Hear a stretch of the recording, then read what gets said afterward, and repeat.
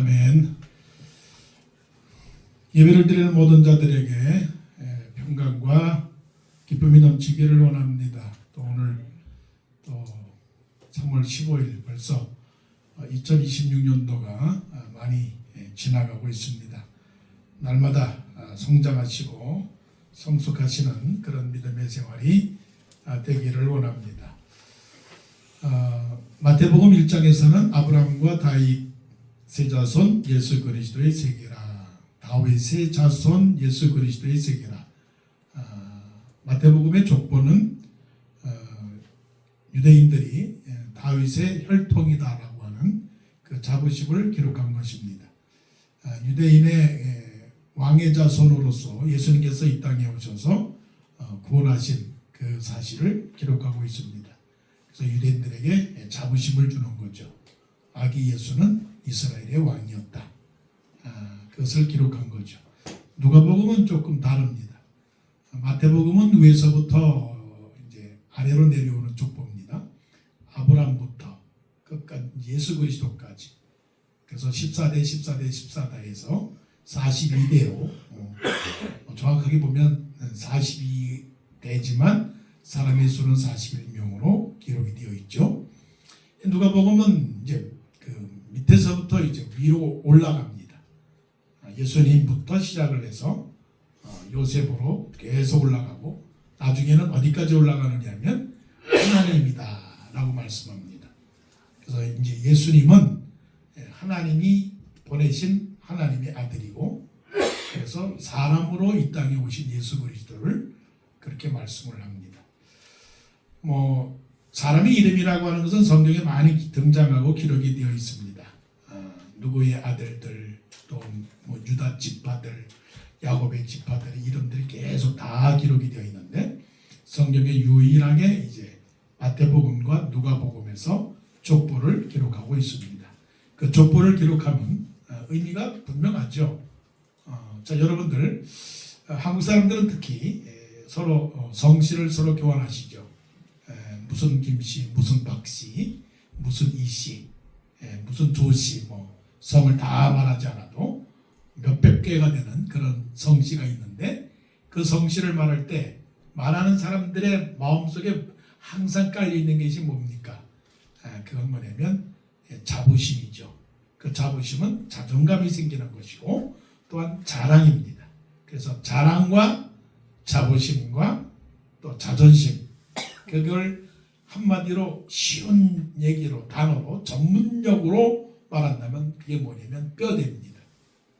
그래서 뼈대 있는 집안, 뼈대 있는 집안. 마태복음의 족보, 뼈대 있는 집안의 족보.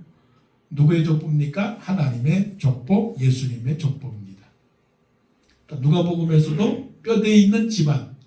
그래서 하나님의 자손들, 예수님의 자손들입니다. 그러니까 우리는 육신적으로는 나름대로의 성씨를 갖고 있지만 영적으로는 우리도 뼈대 있는 집안의 자손들입니다. 하나님의 자손들인데 우리는 본이 어디냐면 전능하시, 전능하시의 자손들이고 구원 예시의 자손들입니다.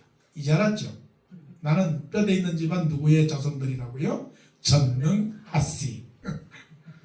또 다른 파가 있어요. 영원하시, 사랑하시, 또 지혜하시. 우리는 하나님의 자손들입니다. 그리고 예수님은 우리를 이 땅에 오셔서 구원하셨죠. 그래서 구원하심, 구원 예수입니다. 자, 이 족보를 통해서 우리는 무엇을 깨닫느냐면 세 가지입니다. 하나는 지음, 지음. 하나님이 지은 백성들이다. 두 번째는 예수로 말미암아 구원을 얻는다. 그 구원을 얻는 것은 말씀, 복음, 복음. 그렇기 때문에 이 세상 살아감에 있어서는 우리는 다른 사람들보다 나아야 된다. 나음. 우리는 어떻습니까? 하나님께서 창조한, 하나님께서 지어주신 자손들이다 하는 것이 분명히 기록이 되어 있는 거죠. 여기에 있는 사람들을 하나하나씩 보십시오. 천차만별입니다. 어떤 사람은 왕이 있고, 어떤 사람은 조금 알지도 못하는 무명도 있고, 어떤 사람은 그냥 제사장도 있고, 어떤 사람은 선지자도 있고, 어떤 사람은 우리의 그 조상인 아담도 있고 여러 사람들이 있는데 그 여러 사람들이 다 어떤 사람들입니까? 하나님께서 지은 사람들이다. 지은 사람들이다. 하나님께서 창조한 사람들이다. 그들도 창조하셨고 나도 창조하셨고 너도 창조하셨고 우리들도 창조하셨다. 한국 사람도 하나님이 창조하셨다. 하나님이 미국 사람도 창조하셨다. 하나님께서 이란 사람도 창조하셨다. 하나님이 이스라엘을 창조하셨고 이스마엘도 창조하셨다. 그런데 그 창조를 모르니까 어떻게 됩니까? 우월감을 갖게 되는 거죠. 하나님은 우리의 모든 사람들을 공평하게 창조하셨습니다.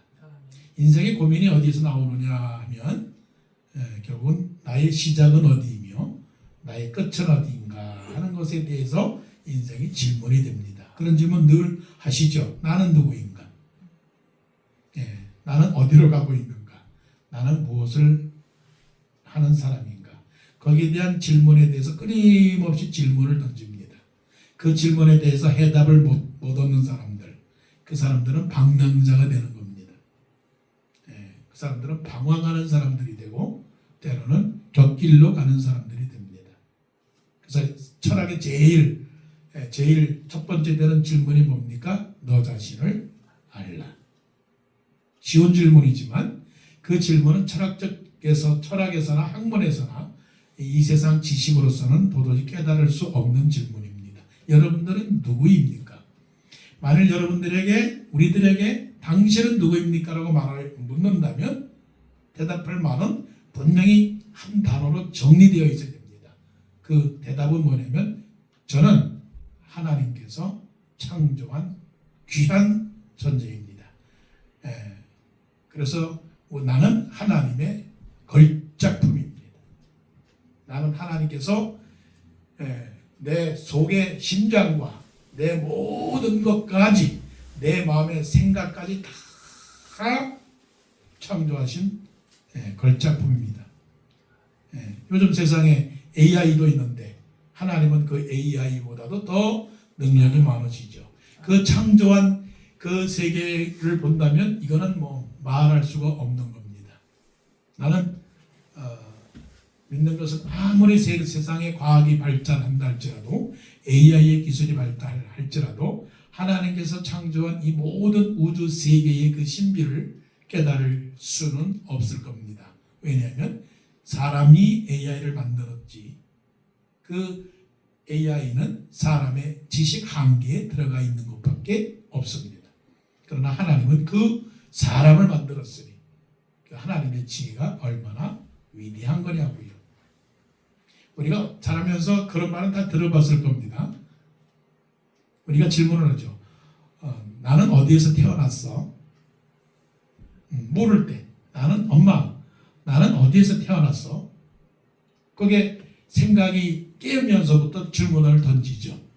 그래서 지혜로운 가정의 부모님들은 너는 하나님이 너를 만들었어. 하나님이 우리를 통해서 엄마 아빠가 너를 만들었지. 이렇게 솔직하게 얘기해 주는가 하면 늘 한 번 정도, 두 번 정도는 이런 말을 들었을 것입니다. 너는 돌다리에서 주워왔어. 너는 돌다리에서 주워왔어. 돌다리가 뭐야? 돌다리는 못 사는 사람들, 거지들이 있는 곳이지. 그래서 아무도 너를 돌보지 않는데 내가 너를 돌다리에서 주워왔기 때문에 너는 남의 식구야. 그 소리를 들을 때 여러분 어떤 반응입니까? 울고 말죠. 철 모를 때. 그런데 철이 들면서부터 나는 돌다리에서 주워온 사람이라고 스스로 깨달을 때 설령 내가 함께 사는 부모님들이 내 부모가 아니고 내가 함께 밥상에서 밥을 먹는 형제들이 내 형제가 아니라고 하는 사실을 깨달은 날부터 그리고 나를 사랑하는 사람은 아무도 없으며 나를 도와주는 사람은 없으며 내 갈 길은 꽉 막혔다라고 하는 그런 현실의 벽에 부딪혔을 때에 사람들은 어떻게 합니까? 사람들은 분노합니다. 자신의 감정을 드러냅니다. 그리고 인생 그 자체를 부정하게 됩니다. 그래서 어떤 일을 벌어지게 됩니까? 그래서 사람을 죽이게 됩니다. 누가 죽였습니까? 그 가인이 아벨을 죽이게 된 거죠. 그것이 왜 죽였느냐 하는 사실을 엄밀하게 볼 때, 물론 심리학적으로 여러 번 연구할 수가 있겠지만, 하나님께서 내 재물은 안 받으시고 아벨의 재물은 받으셨다라고 하는 마음, 그 마음은 무슨 마음입니까? 공평치 않은 마음, 너하고 나하고는 차이가 있다라고 하는 그 마음 속에, 인간의 마음 속에 뭐가 있어요? 교만과 욕심이 생기고 남의 것을 취하고자 하는 그런 마음이 생기는 거죠. 그런데 진정으로 하나님께서 가인과 아벨을 똑같이 만들었다라고 하는 생각을 가인이 가졌더라면 어떻게 했을 것 같아요? 내가 잘못했구나. 내가 더 올바로 예물을 드려야 될 텐데 라고 하는 자기 회개로 가야 되는데 그런 회개를 갖지 않는 거죠. 이거는 우리 안에서도 있을 수 있는 겁니다. 하나님께서 여러분들을 어떻게 해요? 공평하게 창조하셨습니다. 너나 나나 우리는 다 똑같습니다. 남자나 여자나 다 똑같습니다. 유대인이나 헬라인이나 또 자유인이나 또 종이나 모두가 다 주 안에서 뭐라고요? 하나라고 말씀을 하셨어요. 주 안에서 하나다. 그렇다면 설령 우리 눈에는 어떤 사람은 잘 먹고 어떤 사람은 못 먹고 어떤 사람은 잘 입고 못 입고 어떤 사람은 명예와 권력이 높고 나는 그렇지 못하고 어떤 사람은 도시에 살고 어떤 사람은 농촌에 산다 할지라도 거기에 대해서는 아무런 불평과 불만이 없어야 된다는 거죠. 하나님께서 이 사람들을 보실 때 누가복음에 나오는 족보의 사람들을 볼 때 누구를 더 사랑하셨을까요? 우리가 알고 있는 사람들 중에 아주 특별하게 뛰는 사람들이 있습니다. 그 뛰는 사람들, 야곱도 있고 이삭도 있고 또 다윗도 있고 그런 사람들, 또 무두셀라도 있고요. 그런 에녹도 있고요. 하나님께서 이런 사람들을 더 특별히 사랑하셨구나라고 생각하는 그 자체가 믿음의 곁길로 가는 겁니다. 하나님은 모든 사람들을 똑같이 창조하셨습니다. 자, 다윗을 보세요. 다윗은 이새의 8번째 아들입니다. 8번째 아들이기 때문에 어떻게 보면 상당히 학대를 당했을 것입니다. 사회학적으로 분석해 보면 형들이 무시했습니다. 형들이 해야 하는 일을 동생이 다 감당했습니다. 그리고 저 멀리 양떼만 실어 나갔습니다. 물론 형들이 놀았지는 않았겠지만 형들이 동생을 더 일을 많이 시켰을 것입니다. 아버지 야곱도 사실은 다윗은 바깥에 있고 형들은 집에 있는 그 상태를 별로 신경을 쓰지 않았습니다. 그렇다면 여러분들이 가정에서나 직장에서나 어디에서나 다윗과 같은 존재라고 하면 무슨 생각을 가졌을 것 같아요? 왜 나만 이렇게 힘들어? 왜 저 사람들은 가만히 있어? 왜 쟤들은 집안에서 편히 잠을 자? 왜 나는 일을 해야 돼? 왜 저 사람은 저렇게 풍요로워? 왜 나는 이렇게 주머니가 부족해? 라고 하는 생각을 안 했을까요? 믿음을 갖고 있는 사람들도 그런 생각을 하게 되는 거죠. 그게 바로 이 한 사람 한 사람의 이 이름들을 보면서 우리는 첫 번째 사람의 육신적인 눈으로 누가 더 잘났지? 누가 더 눈에 띄는 이름이지? 누가 더 인기가 많지? 여기 아미나답이라고 하는 사람도 이름을 들어봤고 유다라고 하는 이 사람도 이름 들어봤고 오벳도 이새도 다 시므온도 유다도 이 사람들 굉장히 유명한 사람들이야. 그런데 나머지는 아니야. 그럼 나는 어떤 사람이지라고 하는 혼동을 믿는 사람도 갖게 된다는 거죠. 족보를 보셨습니까? 누가복음의 족보를 보십니까? 마태복음의 족보를 보십니까? 그 이름 하나하나가 하나님의 생명책에 들어간 이름 하나에 불과한 것이지, 그 사람의 이름이 어떤 사람은 금색으로, 어떤 사람은 은색으로, 어떤 사람은 금운동으로 이 세상의 사람들이 생각하는 것만큼 차별을 두지 않았다는 겁니다.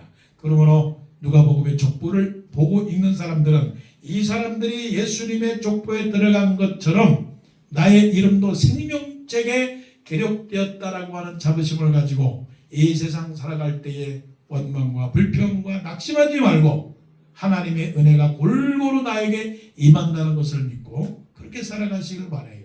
다윗은 전혀 거기에 불평하지 않았습니다. 하나님을 믿고 하나님을 의지하고 하나님이 창조한 자기 자신을 알았기 때문에 양을 치면서도 어떻게 했어요? 자기 연마에 힘을 썼습니다.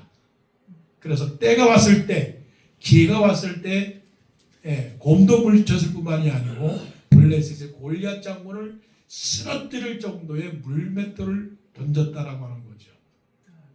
하나님도 우리를 그렇게 사용하실 줄로 믿습니다. 하나님은 우리를 지으셨습니다. 아름답게 지으셨습니다. 신묘막측하게 wonderfully, fearfully he created, he made라고 했어요. 그러니까 우리는 자부심을 가지고 이 땅에서 나는 돌다리에서 주워온 그런 슬픈 인생 아니고 하나님께서 사랑하시는 귀한 존재임을 깨닫고 살아가시기를 원합니다. 자, 하나님이 지으셨습니다. 그렇지만 지은 사람들이 어떤 사람들입니까? 타락을 했지 않습니까? 그 마지막 보게 되면 38절 끝에 하나님이 지으셨는데 하나님이 지으신 아담이 결국은 어떻게 됐습니까? 첫 번째 아담이 어떻게 됐어요? 한 사람의 범죄함으로 말미암아 많은 사람이 죄에 이르렀느니라. 역사에 잘못된 거죠. 첫 단추를 잘못 단춘 거죠.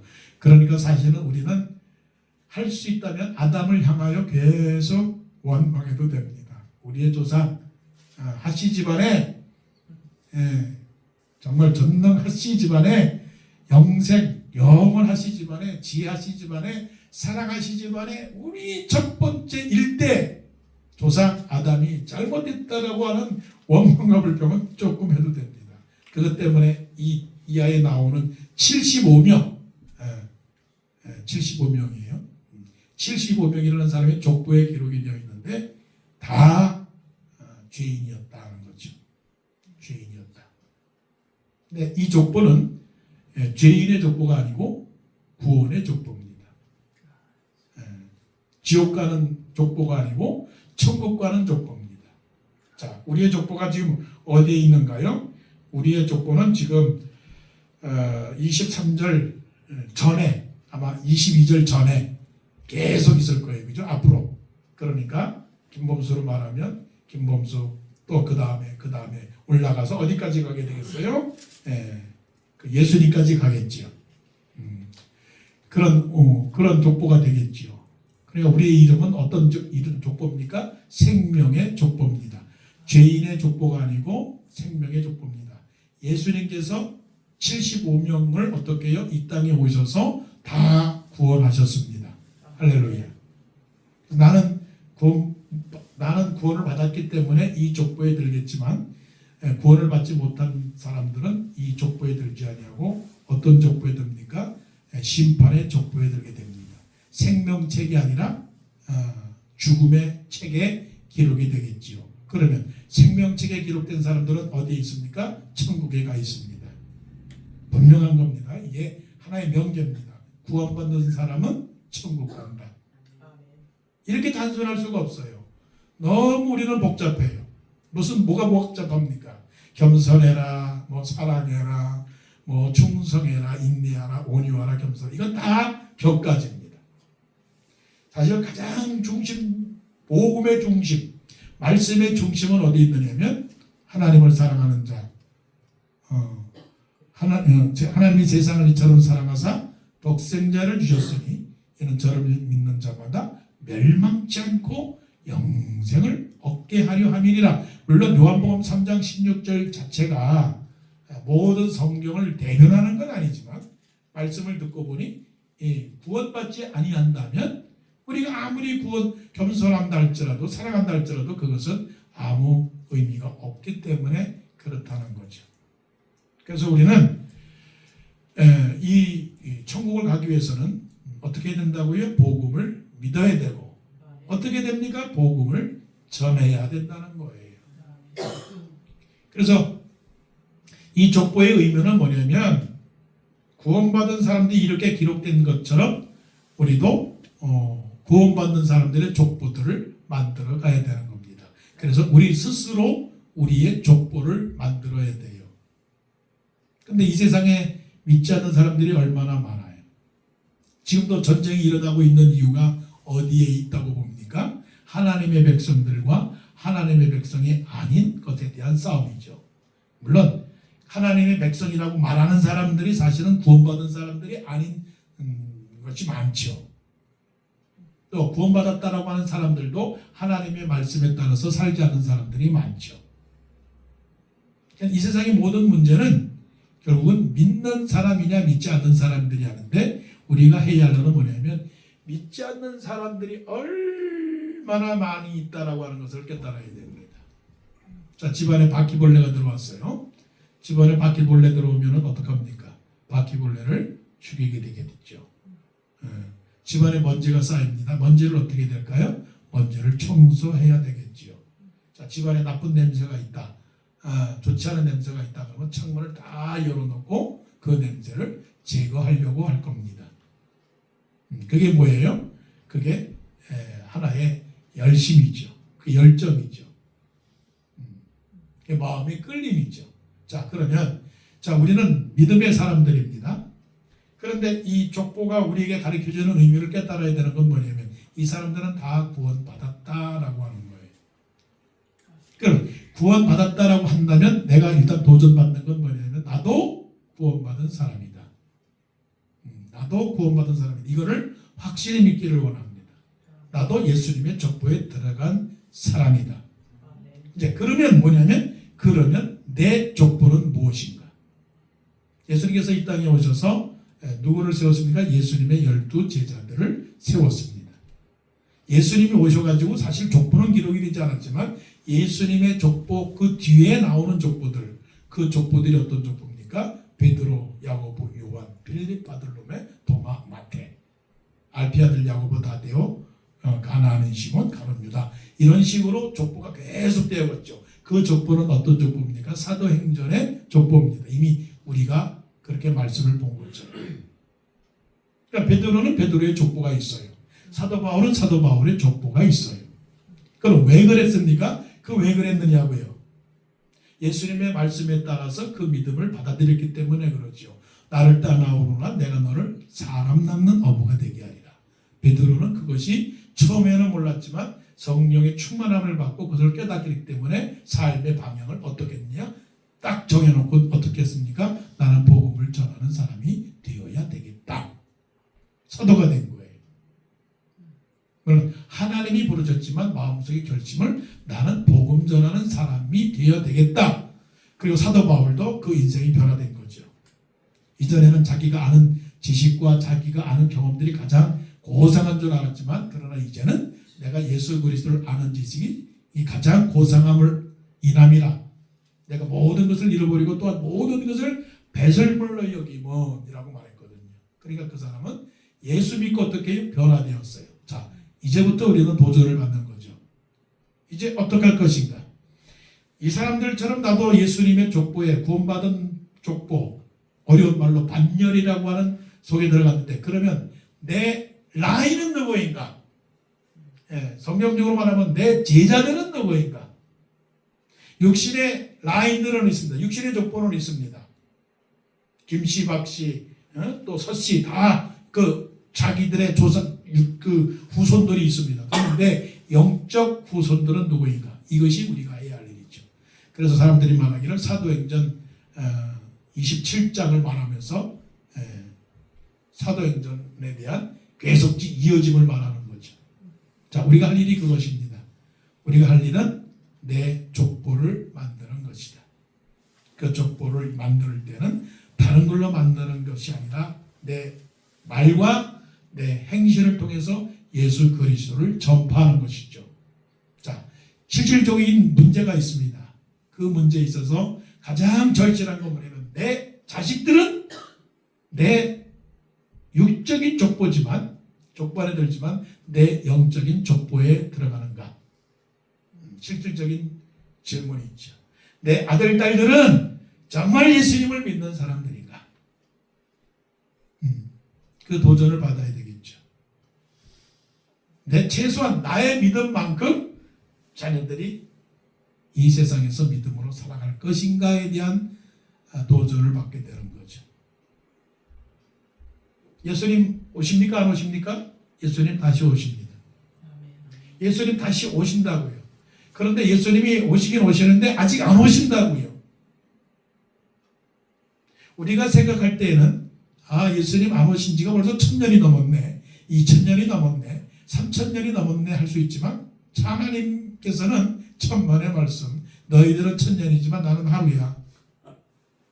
나는 갈 거야. 곧 내일 갈 거야. 근데 하나님께서 내일 간다고 말하면 우리에게는 2000년이 될지 3000년이 될지 모르죠. 그러나 하나님의 시간에는 1000년 되고 2000년 되고 하루가 되고 이틀이 되는 거죠. 그러니까 굉장히 지금 촉박한 거예요. 그런데 그 이유가 있단 말이에요. 우리가 생각하기에 안 오신다, 더디 오신다, 늦게 오신다라고 하는 그 느낌을 갖는 건 뭐냐면 우리에게 찬스를 주시는 거예요.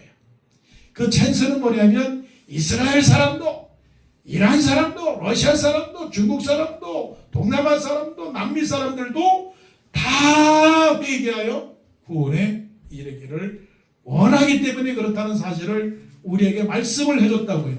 이게 사도 베드로가 그것을 깨달았다고요. 아시겠어요? 그러니까 우리가 살아있는 동안에 뭘 해야 돼요?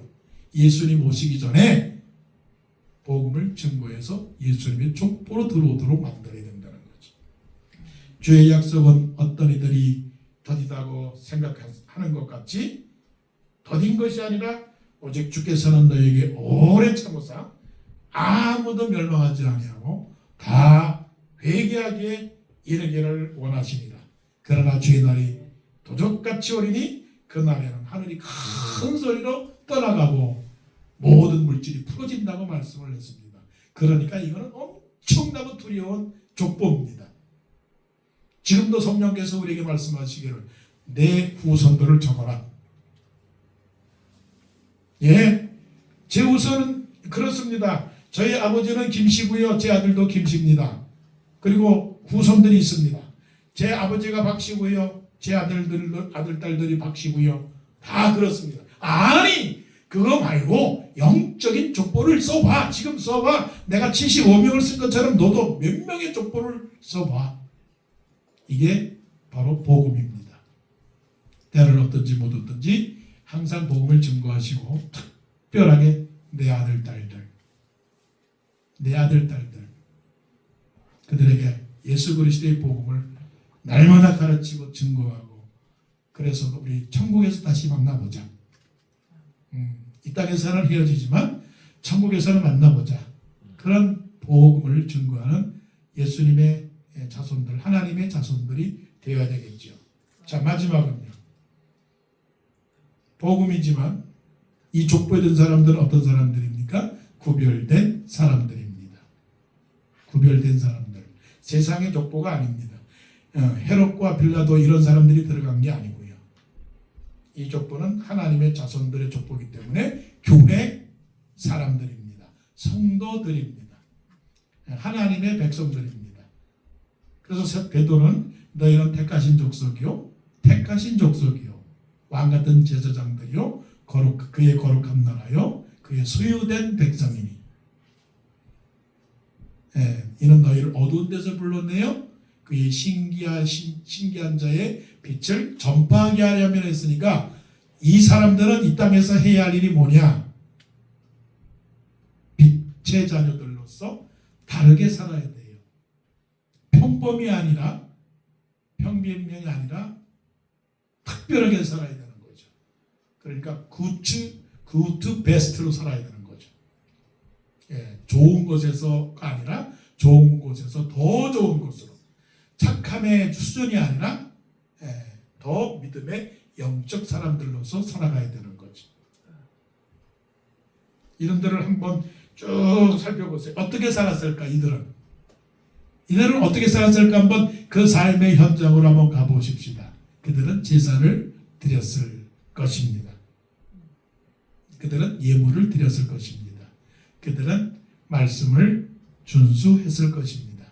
그들은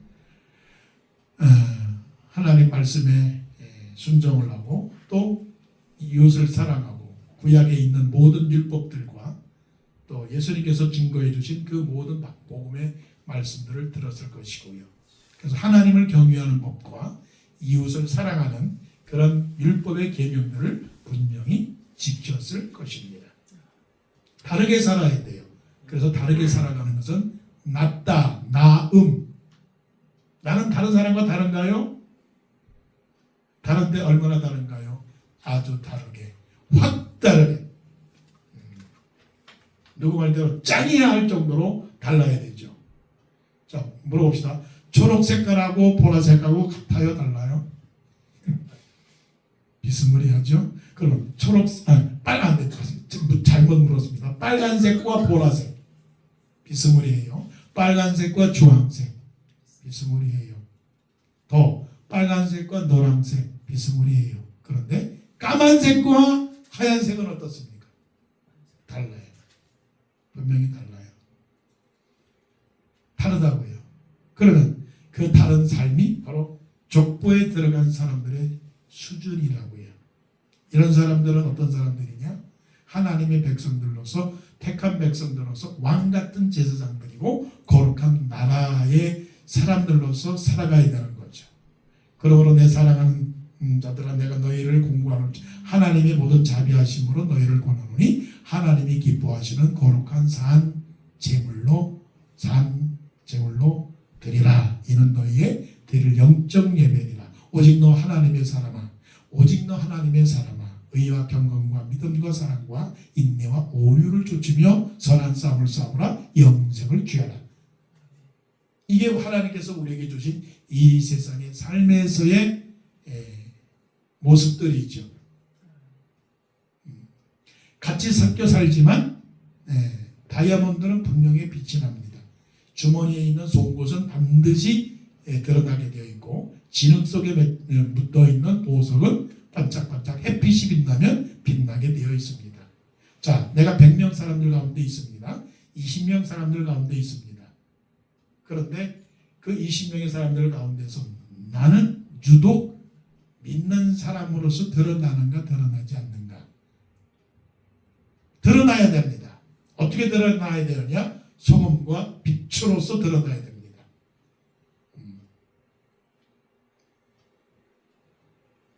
너희는 하나님의 의로운 자녀들로서 빛의 자녀를 빛의 열매로 행하라고 말씀합니다. 빛의 열매는 의와 평강과 의와 진실함이라고 그렇게 말씀을 했거든요.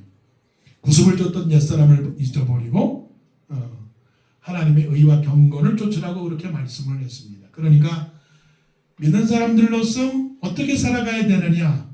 빛으로 살아야 된다. 소금으로 살아야 된다. 그 말씀이죠. 자, 한번 그것이 뭐가 다를까요? 뭐가 다를까요? 세상 사람들하고 뭐가 다를까요?